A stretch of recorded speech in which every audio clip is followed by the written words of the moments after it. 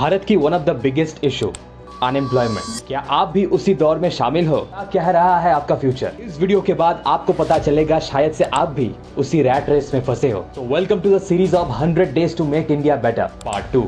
दो तरीके की स्कूल्स होती है, एक प्राइवेट और एक गवर्नमेंट। आज के इस एपिसोड में इन दोनों स्कूल्स की हालत के बारे में बात करते हैं और उनको सुधारते हैं। में एनडीटीवी ने एक लिंक्डइन पोस्ट को आर्टिकल के तहत पेश किया। उस लिंक्डइन पोस्ट में पॉइंट स्विच के को फाउंडर अपना एक एक्सपीरियंस शेयर करते हैं। पोस्ट में वो ये कहते हैं कि बेंगलोर में एक परिवार 2.1 लाख तक खर्चा करते हैं सिर्फ थर्ड स्टैंडर्ड में पढ़ाने के लिए, क्योंकि एक इंजीनियरिंग डिग्री से भी ज्यादा महंगी है। शहर जैसे बेंगलोर, दिल्ली, मुंबई, कोलकाता, हर एक शहर का काफी स्टोरी सेम है। अपने बच्चे को जब एक क्वालिटी एजुकेशन प्रोवाइड करने की बात आती है, कोई परिवार सरकारी स्कूल के बारे में सोचते तक नहीं है। सोचेंगे भी कैसे? हर साल 10 से 20 हजार सरकारी स्कूल्स हमारे देश में बंद हो जाता है और जो बचे कुचे हैं उसमें टीचर्स तक नहीं है।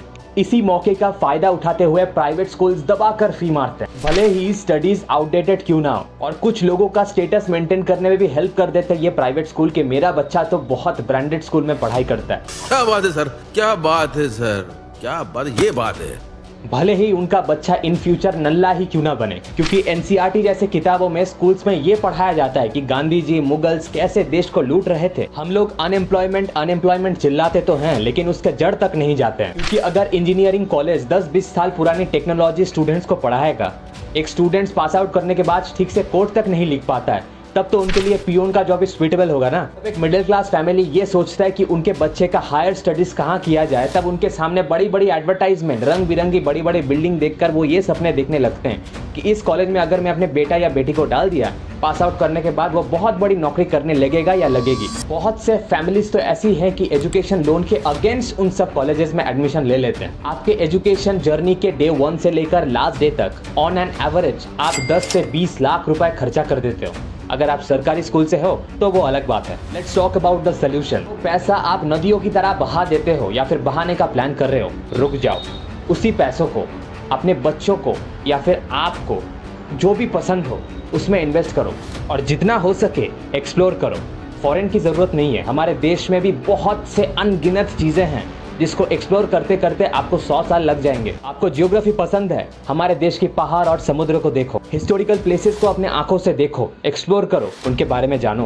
पोएटिक माइंडसेट के हो तो अगर आपको पोएम लिखना आता है या फिर पसंद है तो हमारे देश की सुंदरता पे हजारों लाखों पोएम बन सकता है, बना डालो। आपके पास इंटरनेट है, मोबाइल है, कंप्यूटर है और आर्टिफिशियल इंटेलिजेंस है जो कि एक झटके में दुनिया की एक एक इन्फॉर्मेशन आपके सामने दे सकता है।